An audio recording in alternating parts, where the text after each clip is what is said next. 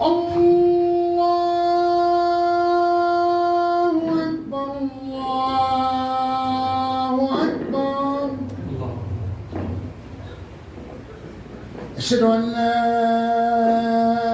إله إلا الله.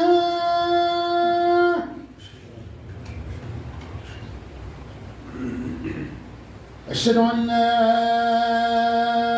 إله إلا الله.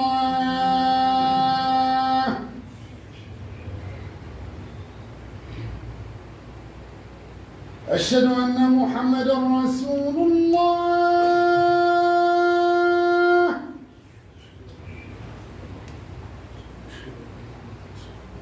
أشهد أن محمدًا رسول الله.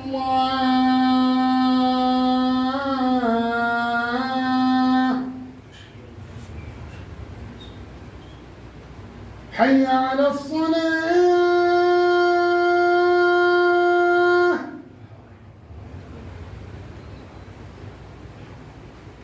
حي على الصلاة.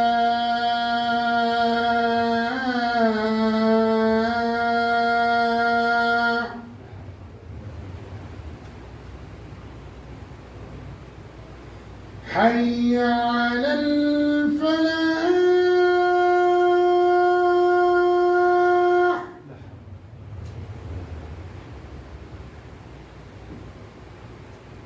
حي على الفلاح.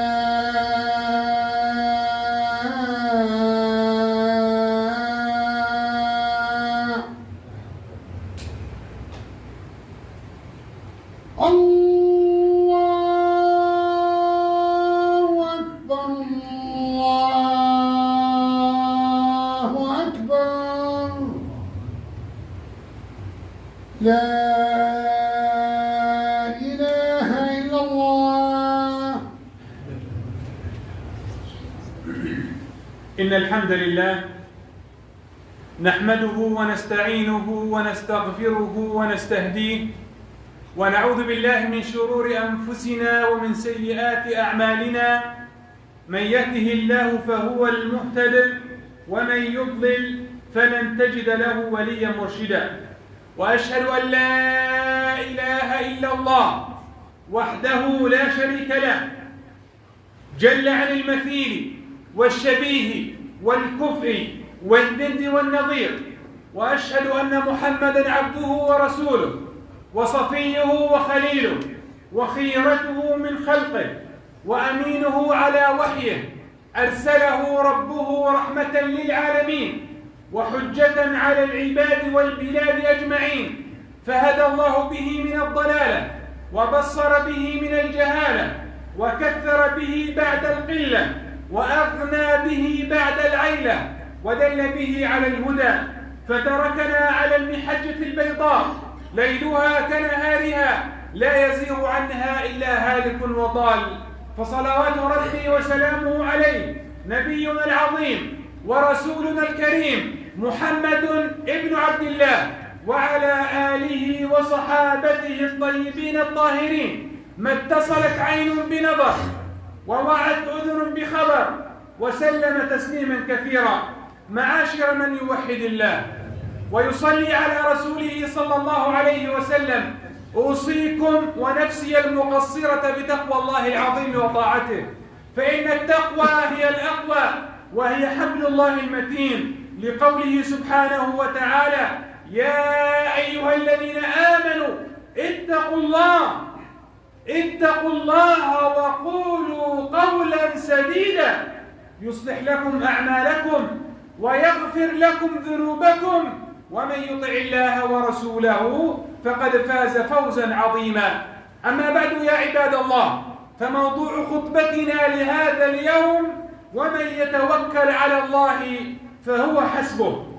يا عباد الله، يا أتباع محمد عليه الصلاة والسلام، إن التوكل على الله جل جلاله من أجل القربات التي لا يستغني عنها المسلم أبدا، وهو عبادة عظيمة لا يستغني عنها المسلم حتى يرضي ربه جل وعلا. عبادة عظيمة الأثر يا عباد الله، يكفر الله عز وجل بها السيئات ويعظم بها الحسنات، وهو ركن ركين من عقيدة المؤمن، وهو منهج الصادقين وسبيل المخلصين، وهو أبرز صفات المؤمنين المتوكلين على رب العالمين. قال الله سبحانه وتعالى: ومن يتوكل على الله فهو حسبه. فإذا كان الله معك فمن عليك؟ وإذا كان الله عليك فمن معك؟ وإذا منحك الله المحبة ماذا فقدت؟ ما فقدت شيء. وإذا لم يمنحك الله عز وجل وغابت عنك محبة الله ماذا كسبت من هذه الدنيا؟ لا شيء، لا شيء إن لم تكسب رضا الله عز وجل. أيها الإخوة المؤمنون، النتائج والثمار والخصائص والآثار التي تترتب على محبة الله بعد التوكل عليه لا تعد ولا تحصى. منها أن الله عز وجل إذا أحبك منحك الحكمة، ومن يؤت الحكمة فقد أوتي خيرا عظيما أو أوتي خيرا كثيرا. ومن يؤت الحكمة أيها الإخوة، من هو الذي يؤتى الحكمة؟ الذي يتوكل على ربه سبحانه وتعالى. ومن يتوكل على ربه يلقي الله عز وجل محبته في قلوب الناس. مش أي ناس، مش أي ناس، الذين يتوكلون على الله عز وجل والذين يتقون الله عز وجل. لأنه يا إخواني النبي هو نبي عليه الصلاة والسلام، رسول رب العالمين، رسول رب العالمين. في ناس ما رضيت عنه، في ناس ما رضيت عنه، فلا يصدنك ذلك عن سبيل الله عز وجل. اعلم أخي المسلم أن كثيرا من الناس يكرهونك ليس لسوء خلقك أو لبعدك عن الله عز وجل، إنما يكرهونك لقربك من الله ولحسن أخلاقك. يعيشون في ضلال، يعيشون في ذنوب، في معاصي، ويريدون أن يغرقونك في هذه الذنوب والمعاصي. كما كان يا إخواني قبل الإسلام، كانوا يغرقون في الذنوب والمعاصي والظلمات. فعندما جاءهم النبي عليه الصلاة والسلام قبل أن يصبح نبي، شو كان؟ الصادق الأمين الذي توضع عنده الأمانات. كانوا يؤمنونه على أموالهم وعلى أعراضهم وعلى أولادهم. لكن لما استلم النبوة صار يدعو إلى الله عز وجل، أصبح الساحر، أصبح المجنون، أصبح الذي يريد أن يغير دين الآباء والأجداد. فلا يصدنك ذلك أخي المسلم إن لقيت كرها أو معارضة من سين أو صاد من الناس.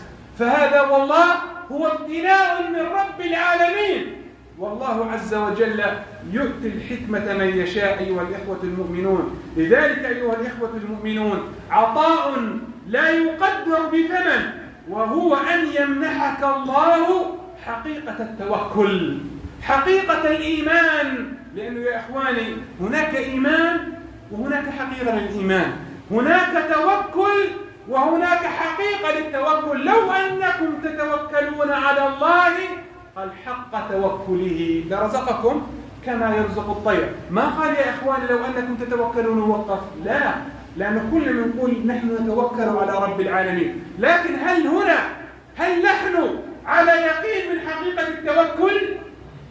حقيقة التوكل هل دخلت إلى قلبك؟ حقيقة الإيمان هل دخلت على قلبك؟ لذلك يا إخواني احنا نعرف أن القرآن الكريم رقية علمنا إياه النبي عليه الصلاة والسلام. لكن يا إخواني بعض الناس في هذه الأيام والله وبالله وتالله لو قرأ القرآن الكريم 100 مرة على نفسه أو على مريضه لن يشفيه الله عز وجل. لأنه يقرأ من غير يقين يا إخواني، يقرأ من غير توكل، لا يتوكل على الله لا في رزقه ولا في عيشه، ولا يتوكل على الله في شيء. وآخر شيء بقول لك أنا مؤمن. يا أخي الكريم من صفات المؤمنين التوكل على رب العالمين. والتوكل هو أن تسلم أمرك لله سبحانه وتعالى، صغيره وكبيره، أن تسلم أمرك لله سبحانه وتعالى. والله لو أنك شققت عن قلب مؤمن عرف الله عز وجل لوجدت فيه من السعادة ما لو وزع على أهل الأرض لوسعهم جميعا. إن الصلاة تنهى عن الفحشاء والمنكر ولذكر الله أكبر، فذكر الله أكبر من الصلاة، أكبر ما في الصلاة. ذكر الله أكبر ما في الصلاة، يعني أكبر شيء في الصلاة من العبادات. قال ثم قال لكن بعضهم قال ذكر الله لك أنت، يعني حسناته لك أنت. قال وأنت في الصلاة كأنك تقدم عبودية لله عز وجل عندما تذكر الله، لكن عندما يذكرك الله متى؟ عندما يرضى عنك الله عز وجل. ذكر الله أكبر شيء في الصلاة، وأكبر شيء في الصلاة أن تذكر الله، فإذا ذكرت الله قدمت العبودية لله، فيكافئك الله عز وجل بأن يذكرك الله عز وجل. وإذا ذكرك الله سبحانه وتعالى أحبك الله عز وجل وجعلك من المتوكلين المؤمنين الذين يتوكلون على رب العالمين، الذين يكافئهم الله عز وجل يوم الدين. أسأل الله العظيم أن ينفعنا بما سمعنا، إنه ولي ذلك والقادر عليه، والحمد لله رب العالمين.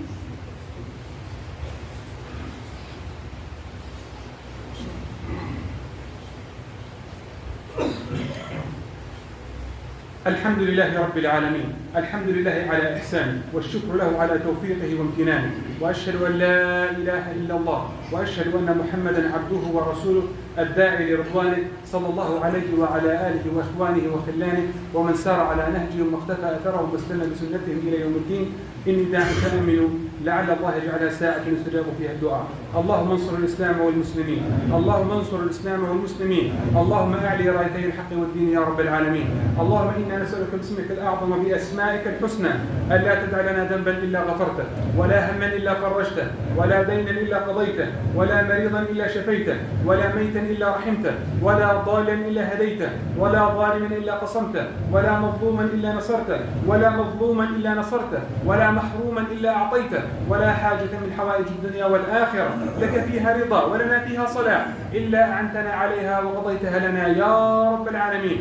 يا ربنا وفق الراعي والرعية إنك على كل شيء قدير. يا ربنا وفق الملك عبد الله الثاني بن الحسين ما تحبه وترضاه، ووفق ولي عهده الأمين إنك على كل شيء قدير. اللهم أره الحق حقا وارزقه اتباعه، وأره الباطل باطلا وارزقه اجتنابه، وهي له البطانة الصالحة إن ذكر عنه وإن نسي ذكروه. واجعل اللهم هذا البلد آمنا مطمئنا سخاء رخاء في حرزك وأمانك وسائر بلاد المسلمين، وأنت يا أخي الصلاة، والحمد لله رب العالمين.